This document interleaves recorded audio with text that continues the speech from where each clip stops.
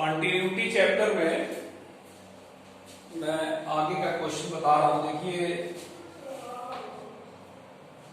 15वां तक हो गया था, ठीक है। 16वां आप अपने मन से लगा लिए होंगे, लेकिन जिनको नहीं आया है उनके लिए बता दे रहे हैं। देखिए 16th क्वेश्चन,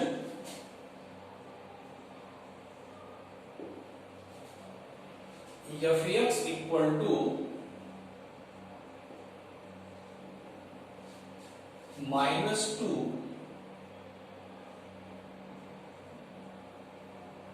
यदि x इज लेस देन और इक्वल टू 1 -1। 2x दिया हुआ है यदि x की वैल्यू जो है -1 से बड़ी है और 1 से छोटी या बराबर है। फिर 2 है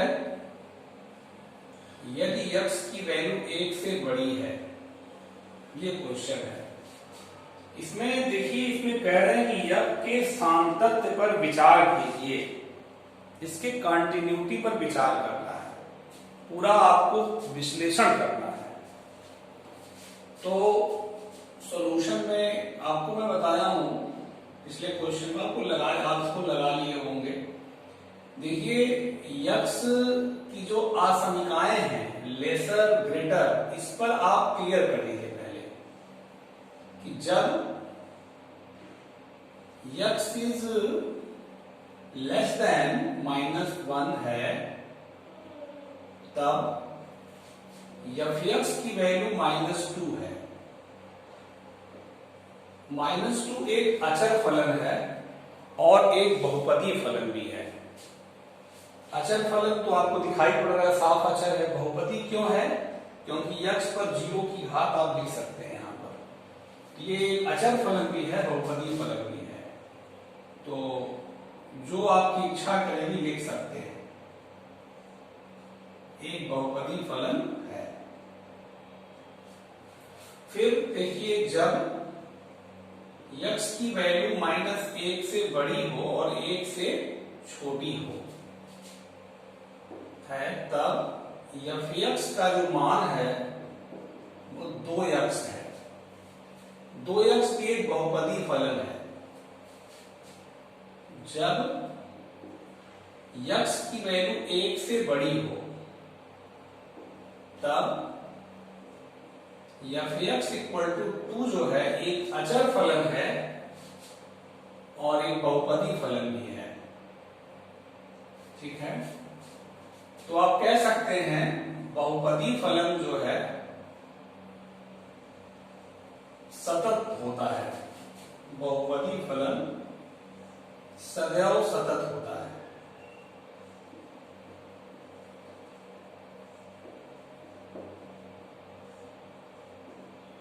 अब हम x बराबर -1 तथा x बराबर 1 पर परीक्षण करेंगे। क्यों? क्योंकि देखिए -1 का आपको सारा मिल रहा है। -1 से छोटा, -1 से बड़ा, 1 से छोटा, 1 से बड़ा, बराबर। तो -1 और +1 दोनों पर आप सततता का परीक्षण करेंगे। इन पर तो सतत हो ही चुका है। अब -1 और +1 पर देखना है कि फलन सतत है या नहीं, कॉन्टिन्यूअस है या नहीं। तो पहले x इक्वल टू -1 पर देखते हैं। x इक्वल टू -1 पर LHL limit x tends to -1 + h। x की वैल्यू -1 से बड़ी जब होगी तो f(x) का मान 2x लिया जाएगा। नहीं, LHL में -h करते हैं, इसका थोड़ा ध्यान दीजिए। LHL है ना, लेफ्ट हैंड लिमिट में हम लोग -h करके चलते हैं। तो x की वैल्यू -1 से छोटी, तो -1 से छोटी x की वैल्यू जब होगी तो f(x) का मान -2 लेंगे यहां कितना हो जाएगा -2। RHL लीजिए, limit x tends to -1 plus h, fx, चलिए fx लिख ले रहे हैं। अब -1 से बड़ा जब x का मान है तो fx का मान 2x होगा।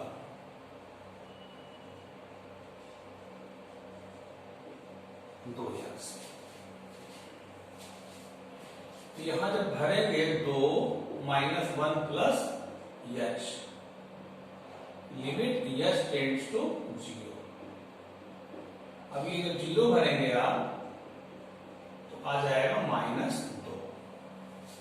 ये LHL भी -2 आया, RHL भी -2 आया। अब निकाल लें f -1 पर, x का मान -1 के बराबर पर fx का मान -2 है, तो f -1 कितना हो जाएगा -2। आप बोल दीजिए जब x का मान -1 के बराबर है तब fx इक्वल टू कितना है -2। तो x की जगह -1 रखेंगे तब भी तो f -1 बराबर -2 आएगा। x की वैल्यू -1 के बराबर है तो -2 ही तो लेंगे। तो आप देख रहे हैं क्योंकि LHL बराबर RHL बराबर f -1, इसलिए x इक्वल टू -1 पर फंक्शन सतत है। अब हमें देखना है x इक्वल टू 1 पर, x इक्वल टू 1 पर देखना है।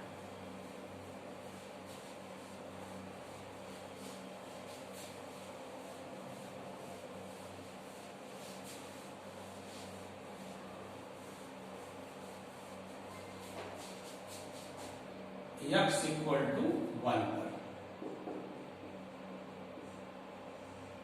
LHL limit x tends to 1 minus h, fx limit x tends to 1 minus h, x का मान 1 से छोटा है, 1 से छोटा x का मान जब होगा कि fx का मान 2x लिखेंगे। ठीक है, अब यहां भरें लिमिट s टेंड्स टू 0 तो 1 माइनस h, h की जगह 0 लिखेंगे, कितना आ जाएगा 2। अब आइए RHL निकालें, limit x tends to 1 plus h, x की वैल्यू 1 से ज्यादा होगी तो fx का मान 2 होगा, fx का मान 2 होगा। ये 2 डायरेक्ट आप लिख सकते हैं। अब f1 पर देख लीजिए, तो f1 पर x का मान 1 के बराबर होगा तो fx बराबर 2x होगा, तो f1 बराबर 2 गुणे 1 लिख देंगे आप। यहां लिख दीजिए जब x का मान 1 के बराबर है तब fx की वैल्यू 2x होगी,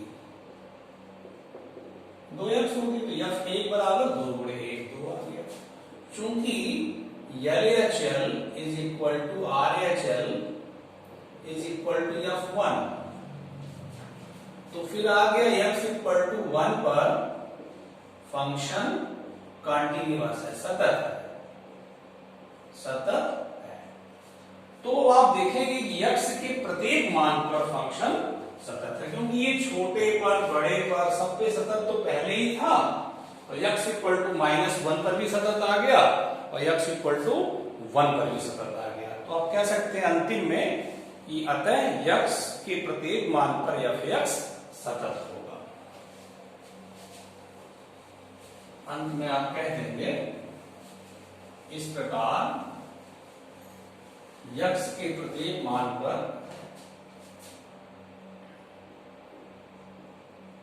x के प्रत्येक मान पर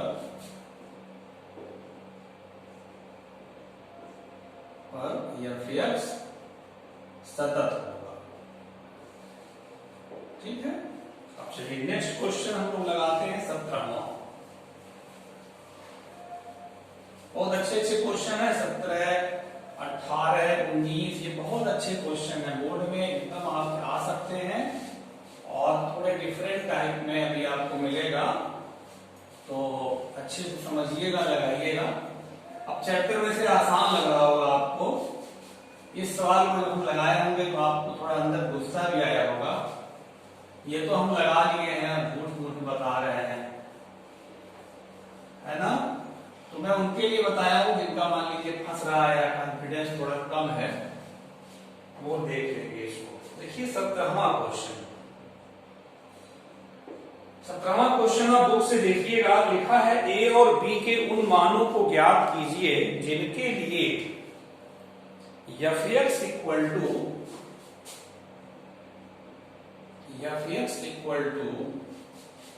ax प्लस 1 यदि x इज लेस देन और equal to 3, bx plus 3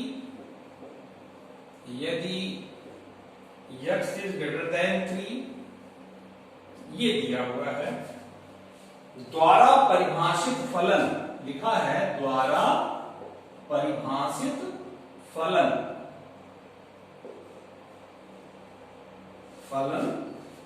x बराबर 3 पर संतत है, कॉन्टिन्यूअस है,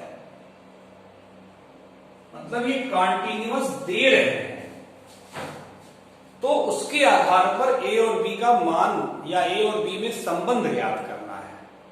मान आ जाए तो भी ठीक, संबंध आ जाए तो भी ठीक, मतलब ये दूसरे टाइप का क्वेश्चन है। इसमें आपको कॉन्टिन्यूटी नहीं सिद्ध करनी है, बल्कि कॉन्टिन्यूटी दे रहे हैं। x इक्वल टू 3 पर फंक्शन fx जो है कॉन्टिन्यूअस है, ये दे रहे हैं। इसका मतलब LHL बराबर RHL बराबर F3 ये दे रहे हैं, उसके आधार पर आपको a और b की वैल्यू पता करनी है, ठीक है। चलिए तो हम लोग x बराबर 3 पे काम शुरू करें। सॉल्यूशन x बराबर 3 पर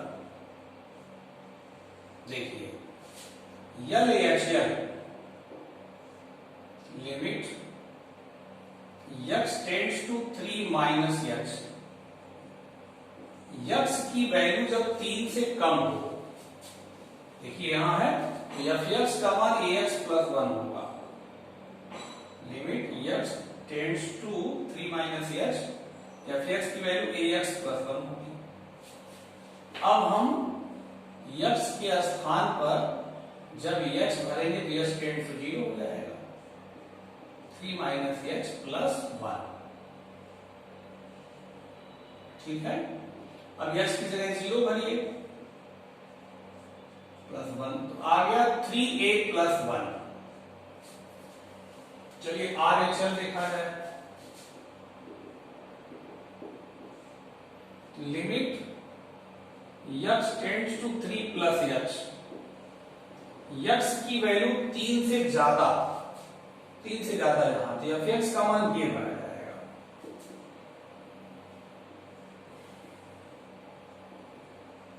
bx प्लस 3, ये हो जाएगा आपका b 3 प्लस h प्लस 3, तो यहां लिमिट h टेंड्स टू 0, तो अब h 0 भरिए, b 3 प्लस 0 प्लस 3, तो आ गया 3b प्लस 3। चलिए अब F3 पे निकालें, 3 पे, F3 पर x का मान 3 के बराबर जब होगा, देखिए यहां पे x का मान 3 के बराबर जब होगा तो fx equal to ax plus 1 लिखेंगे, तो ax प्लस 1 का मतलब x की जगह 3 लिख दीजिए, x की जगह 3 लिख दीजिए, तो हो गया 3a धन 1, क्योंकि जब x बराबर 3 होगा तब fx बराबर यही न लेंगे आप, ax प्लस 1, तो x की जगह 3 भरेंगे जब, तो 3a धन 1। चूंकि अब ये ऐसे बोलेंगे, चूंकि x बराबर 3 पर fx क्या है, सतत है, दिया जा रहा है। संतत है या सतत है, बात एक ही है। इसलिए LHL बराबर RHL बराबर F3 होगा। संतत वो दे रहे हैं, ये होगा। तो LHL कितना है 3A+1, RHL कितना है 3B+3। देखिए 3A+1 और ये 3B+3 है, और ये कितना है 3A+1। ये दोनों सेम ही है, तो इसी दोनों से हमारा काम हो जाएगा, क्योंकि ये दोनों सेम ही है। तो ये दोनों लीजिए, चाहे ये दोनों लीजिए, बात तो एक ही हुई। तो यही दोनों ले लीजिए, ठीक है।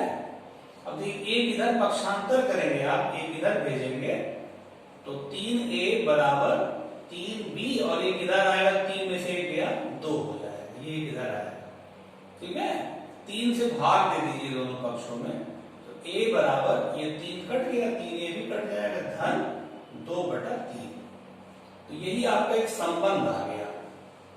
A और B में संबंध ही आ पाएगा, A और B में संबंध ही आ पाएगा, क्योंकि दो ही समीकरण है आपका। देखिए एक ही समीकरण बन रहा है, एक ही समीकरण से दो मान नहीं आ पाएंगे। अगर दो समीकरण बनता, अगर ये थोड़ा डिफरेंट होता तो दो समीकरण बना लेते, लेकिन एक ही समीकरण बनेगा। देखिए क्या बनेगा 3A बराबर 3B धन 2।